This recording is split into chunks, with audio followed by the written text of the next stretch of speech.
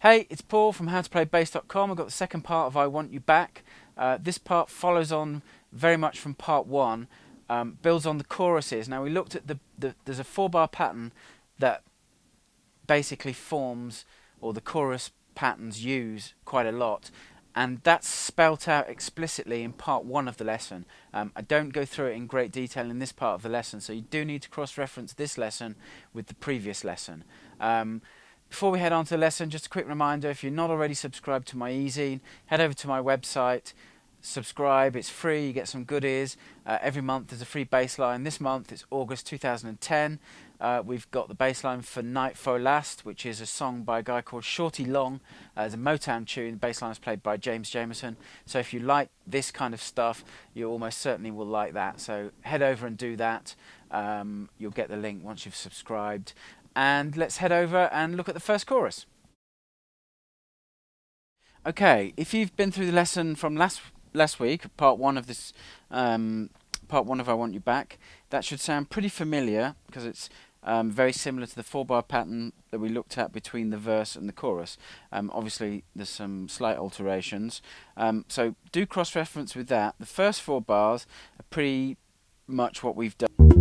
And that's pretty faithful. That's pretty much the 4-bar pattern that we looked at in part one of the lesson. The next 4 bars, again, pretty similar.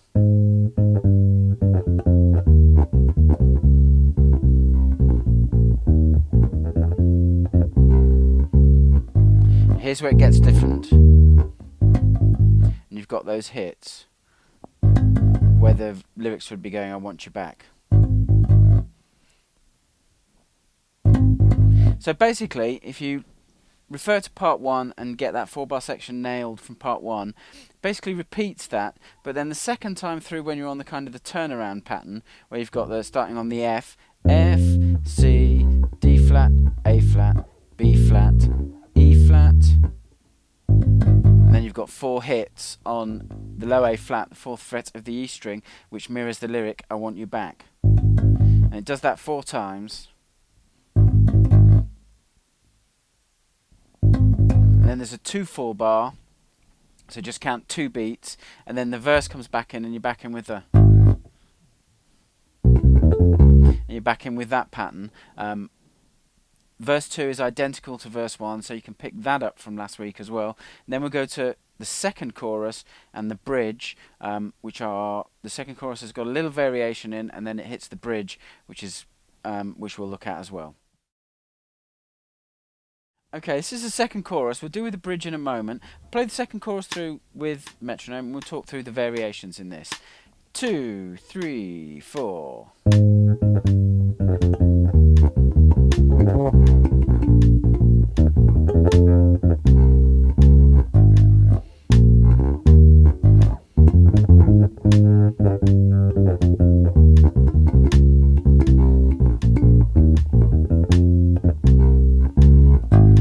Doesn't complete that pattern at the end of the second chorus, and then that bar is not played by the bass, and then we've got the interesting little figure coming up in a second. Before we go and look at that in the bridge, let's just look at that variation in bar 2. So other than that, it's pretty much identical to the previous chorus. So chorus 2, you know that pattern, and then there's this, the second bar of the second chorus, there's this little variation or fill, very cool little fill. It's D flat, low D flat, 4th fret, the A string, A flat, 6th fret of the G string, high D flat, 6th fret of the G string, low C, 3rd fret of the A string, 2 more on the low C, then down to B flat, 1st fret of the A string, 2 more on B flat, and then E flat, 1st fret of the D string, back to B flat, E flat, E natural, and then back into that familiar pattern. So that's pretty much the second chorus. Let's go to the bridge section, which is quite interesting. Play through the metronome. The first bar is blank, because that's the kind of the end of the chorus pattern, and then you've got this 3, 4, 1, 2, 3, 4. You've got that interesting 4-bar little pattern, very cool little pattern. So those first Look at those first two fills, or first bits first, which are a bit easier.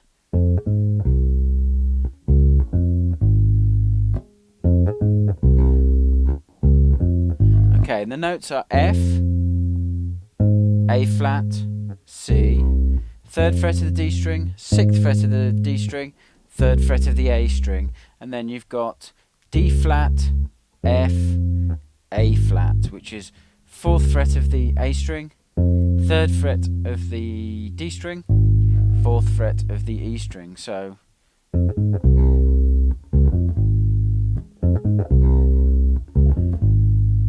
odd little offbeat pattern. If you have a close listen to the original, you'll pick up the timing of that and where it comes in and stuff. Then you've got this little riff, which is a bit of a the finger equivalent of a tongue twister, I guess, because you need to use.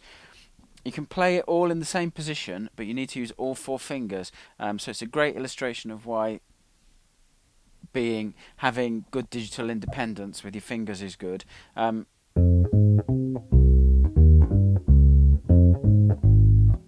That's the basic pattern. It's F, A flat, C, C, E flat, G, D flat, F, A flat, A flat, C, E flat. So let's look at the locations. F, 3rd fret of the D string, A flat, 6th fret of the D string, C natural, 5th fret of the G string, low C, which is the 3rd fret of the A string. So that's the kind of the first phrase. Then the next phrase, which is E flat, 6th fret of the A string, G natural, 5th fret of the D string, D flat, 4th fret of the A string. Then the next kind of little mini phrase is F, A flat, low A flat. So 3rd fret of the D string for the F, 6th fret of the D string for the high A flat, 4th fret of the D string for the lower A flat, and then the final 2 notes are C and E flat. C, 3rd fret of the A string, E flat, 6th fret of the A string. And this is the kind of rhythm of that pattern again.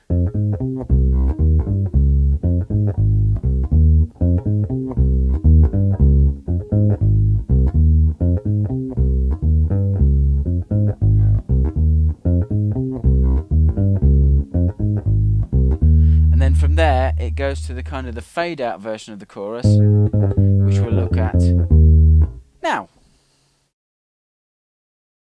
Okay, after the bridge, you've got it goes back to the chorus, but it's a version of the chorus like a 6-bar pattern, repeats and fades. I'll play a basic version. Watch out for the 2/4 2 at the end. 1, 2, 3, 4.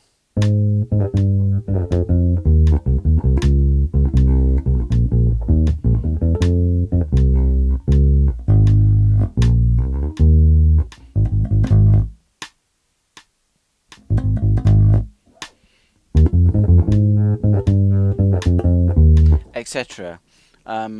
If you correlate that with the original, it will make sense. And now none of that stuff we haven't done. It's got those "I Want You Back" stabs on the low A flat again. Does them twice, and then you've got this, which is a variation of what we've already done. E flat, F, A flat, F, and then you're back into the chorus. So from that, if you cross-reference this lesson with the first lesson on "I Want You Back," where some of the chorus patterns are spelt out more explicitly, you should be able to pick up all the notes you need to play along to this great tune.